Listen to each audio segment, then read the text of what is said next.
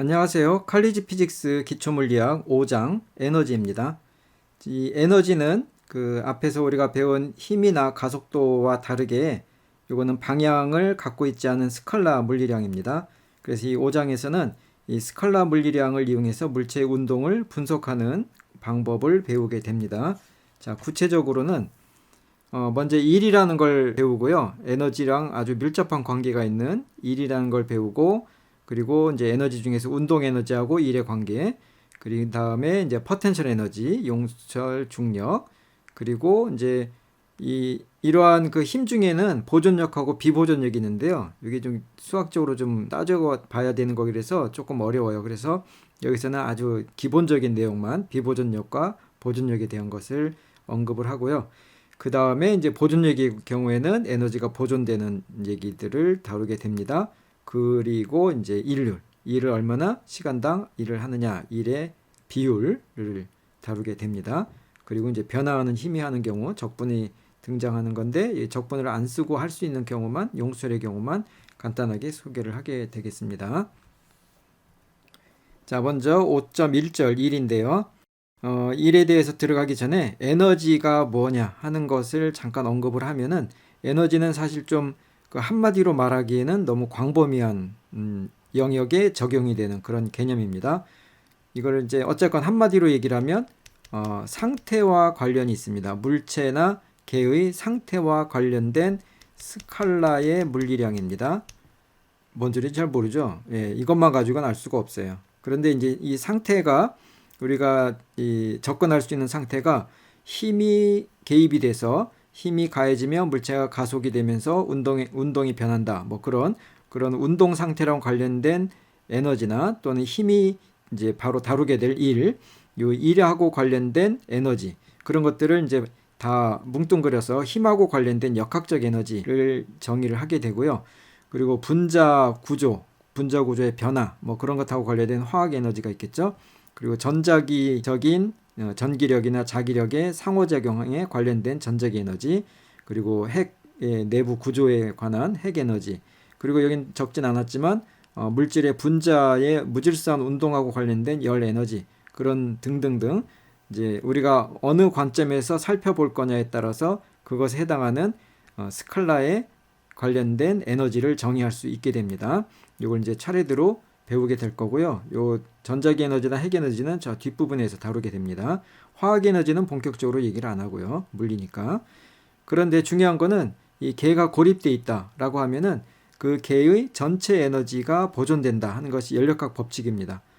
그래서 전체 에너지가 보존이 되는데, 이 전체 에너지를 구성하는 에너지들이 있겠죠. 뭐 운동 에너지, 포텐셜 에너지, 열 에너지, 이런 것들 사이에는 에너지가 서로 변환될 수가 있어요. 물론 이제 열이 변환되는 건 좀 어려운데, 운동 에너지나 포텐셜 에너지 같은 역학적 에너지는 자기들끼리 서로 변환이 됩니다. 예, 그래서 운동 에너지가 줄어드는데 전체 에너지는 일정하면은 포텐셜 에너지가 증가해야 되는 그런 관계들이 이제 생기게 되고요. 그런 것들을 잘 분석을 해보면 물체가 빨라지겠다, 느려지겠다 하는 물체 운동을 분석할 수 있게 되는 겁니다. 자, 그런 분석을 이제 시작하기 위해서 먼저 일이라는 것을 정의할 겁니다. 일은 우리가 이제 사회에서 말할 때는 힘들다, 뭐 에너지를 소비해 가지고 피곤해졌다 할 때 일을 많이 했다, 그런 식으로 얘기를 하잖아요. 그런 것보다 물리에서 말하는 일은 조금 더 엄밀하게 정의가 되는데요. 일의 주어는 힘입니다. 힘. 그러니까 내가 일을 많이 해서 내가 힘들다, 내가 일을 했다라고 말을 하지만, 조금 더 엄밀하게 말하면 내가 어떤 힘을 가해서 그 힘이 한 일이다, 그렇게 말해야 됩니다. 그래서 일의 주체는 힘입니다. 힘마다 일이 이제 다 다르게 표현되는 것이 되겠죠. 그래서 여기서는 힘이 굉장히 다양하기 때문에 먼저 일정한 힘이 한 일, 먼저가 아니라 일단은 일정한 힘이 한 일, 변하는 힘에 대해서는 아주 국한적인 것만 저 뒤에서 얘기를 할 거고요. 그래서 일정한 힘이 한 일을 정의할 건데요. 힘이 가해졌다고 해서 힘이 항상 일을 하는 건 아니고, 힘에 의해서 물체나 개가 변화가 일어나는데, 그 변화 중에서 변이가 생겼을 때 힘하고 변이의 관계로부터 일을 정의합니다. 그럴 때 힘하고 변이는 둘 다 방향을 갖고 있는 벡터량이기 때문에, 일단 그 둘이 같은 방향일 때 일을 어떻게 정의하느냐 하는 것을 보면은, 물체가 있고 물체에다가 수평 방향으로 힘을 가했더니 이 물체가 수평면 위에서 같은 방향으로 델타 x만큼 이동했다 하면 이 힘하고 이 변이 벡터가 서로 같은 방향이 되는 거죠. 날아나면서 같은 방향. 이럴 때는 힘에다가 변이를 곱한 것을 1로 정의합니다.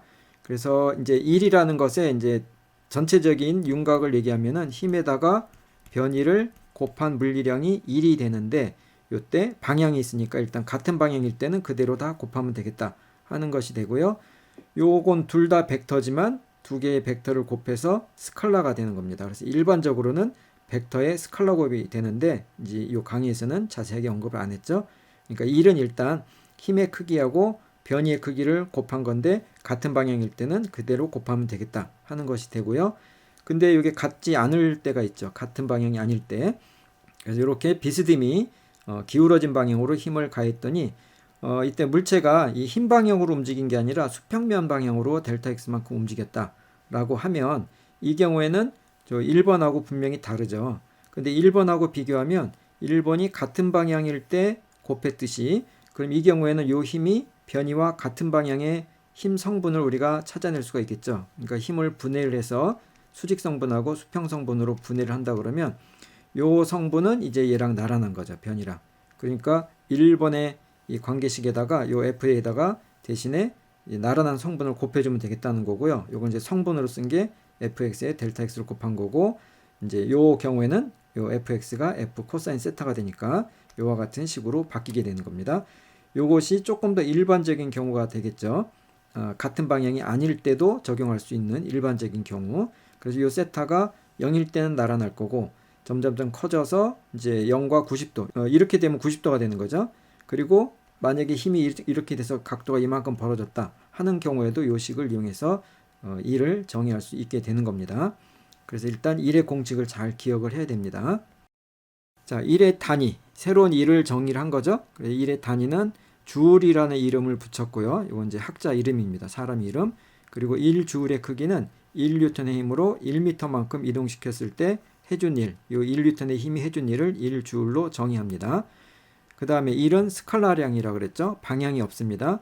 그런데 이 1은 이제 스칼라가 우리가 앞에서 배웠던 질량이다 뭐 그런 것들은 속력이다 하는 거는 양의 값만 가졌는데 이 1은 음의 값도 가능합니다. 그러니까 양수하고 음수 다 이 1을 표시하는 데 사용될 수가 있습니다. 그래서 이게 이제 음의 마이너스 부호가 나오면 이제 이게 방향 반대 방향이라고 이제 그냥 무의식적으로 이제 생각하는 학생들이 있는데요. 요 1에 대해서는 마이너스가 방향이 아니라 다른 의미가 있습니다. 자, 그래서 1이 어떤 경우에 플러스가 어떤 경우에 마이너스가 되느냐 하는 걸 먼저 살펴보면 앞에서 우리가 1에 대한 일반적인 식을 이렇게 쓸 수 있다고 그랬죠. 힘의 크기, 변이의 크기, 그 다음에 힘과 변이 사이의 각도의 코사인 값. 그럴 때 요 세타가 0이면 같은 방향이니까 f 곱하기 d 해서 최대가 됩니다. 최대. 그런데 약간 기울었어요. 기울어서 이제 0에서 90도 사이다. 그러면 코사인 세타가 1보다 작으니까 fd보다는 작게 되는데 부호는 여전히 양수가 되는 거죠. 예, 그래서 이제 나란할 때가 최대가 되는 거고 fd 코사인 세타는 그거보다 작은 값이지만 양의 일을 하게 되는 겁니다. 그리고 세타가 90도일 때는 이 일을 하지 않았습니다. 요거는 힘이 가해졌지만 힘과 변이가 서로 수직하면 힘 방향의 변이가 없기 때문에 또는 변이 방향의 힘이 없기 때문에 일을 하지 않은 겁니다. 여기서 혼동하면 안 되죠. 힘을 가해서 힘들지만 일은 안 한 겁니다. 그래서 이 그림에 있는 것처럼 물 양동이에다 물을 가득 담아서 수평 방향으로 이렇게 이동을 시키는데 이때 양동이를 붙잡고 있는 힘 F 또는 중력 얘네들은 다 이 변이와 수직한 방향이죠. 수직한 방향이니까 일을 하지 않았어요. 힘은 들지만 일은 안 했다 하는 걸 구분을 해야 됩니다. 그 다음에 이제 세타가 90도보다 넘어가면 그러니까 이제 이렇게 힘이 가해질 때 이 방향으로 힘을 가했는데 물체는 이렇게 움직이는 경우가 되는 거죠. 그래서 90도보다 더 커질 때 그렇게 되면은 요 코사인 세타가 음수가 됩니다. 그렇기 때문에 1의 양도 고스란히 마이너스 음의 부호를 갖게 되는 겁니다. 그리고 180도가 되면은 이 힘이 완전히 변이하고 정반대가 되는 거죠. 그럴 때는 이제 마이너스 FD가 되면서 이때 1의 크기가 최소가 되는 겁니다. 마이너스. 그래서 이 1이 갖는 부호가 플러스 마이너스가 있을 때 0도 있고요. 그런데 요것들을 다 결정하는 게 결국에는 힘과 변이 사이의 방향입니다.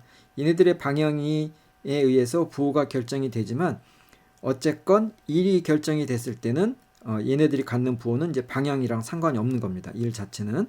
그러면 이제 양수고 음수가 되는데 이 부호가 갖는 의미가 뭐가 있느냐라고 했을 때 이 자체로는 0보다 큰 값, 0보다 작은 값이 양수 음수가 되는 거죠. 그런데 요걸 뭔가에 더했을 때 일어나는 변화는 그 뭔가가 양의 값을 더하면 증가하는 거고요. 음의 값을 더하면 그 뭔가가 감소하게 되는 거죠. 요 뭔가에 해당하는 게 에너지입니다. 우리가 앞으로 배울 에너지. 그래서 일의 부호가 갖는 의미는 굉장히 중요합니다. 방향이 아니라 증가 감소하고 관련됐다 하는 것이 되는 거고요. 자, 요 그림에서는 이 상자를 바닥에서 들어 올렸네요. 그래서 델타 x만큼 들어 올렸는데 이때 F가 해준 일은 F 곱하기 D가 될 거고요. 그 다음에 중력이 한 일은 방향이 서로 반대죠. 그러니까 마이너스 mgd가 되는데 요걸 들어 올릴 때 F하고 중력의 크기가 같게 유지하면서 들어 올리면 그러면 등속도가 되는 거죠. 가속도가 0인 상태. 물론 이것은 실제적으로는 불가능해요. 이 정지한 애를 움직이게 하려면 처음에 가속도가 그러니까 0의 속도가 0이 아닌 것을 하니까 가속도가 있어야 되는 거죠. 그 다음에 움직이던 애를 또 정지시켜야 되니까 이번에도 움직이던 애가 속도가 변해서 가속도가 생겨야 되는 거죠.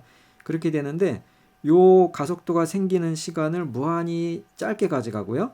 그리고 이때 생겨난 속도가 아주 느리다라고 하면은 델타 x만큼 들어올 때 아주 오랜 시간 동안 서서히 들어올리면 되는 거죠. 그런 식으로 수학적으로 논리적으로 생각하면 극한의 개념을 써가지고 요 힘이 두 힘이 같은 상태에서 등속도로 들어올리는 것이 이제 가능해지는 겁니다. 그래서 등속도를 유지할 때는 요 힘의 크기가 중력과 같으니까 요 F가 해준 일이 mgd가 되는 겁니다. 자, 이럴 때 이런 식으로 일을 할 때 특히 이제 중력에 대해서 반대 방향으로 힘의 크기가 같은 크기의 힘을 가해서 등속도로 물체를 이동시킬 때 이럴 때는 중력에 대항해서 일을 한다. 그런 식으로 표현을 합니다. 중력에 대항해서 F가 중력에 대항하는 힘, F가 한 일은 중력에 대항해서 한 일. 그런 표현을 씁니다. 이것이 요 뒤에서 배우는 포텐셜 에너지를 기술하는 데 사용되는 표현입니다. 자, 그 다음에 R자일에 대해서 얘기를 하면요. 물체가 지금 하나의 힘만 가해지는 게 아니라 여러 개의 힘이 동시에 가해지는 경우가 많죠. 그러니까 요 물 양동의 경우는 요 F라는 힘하고 중력, 그다음에 요 물체의 경우도 F하고 중력이 있는 거죠.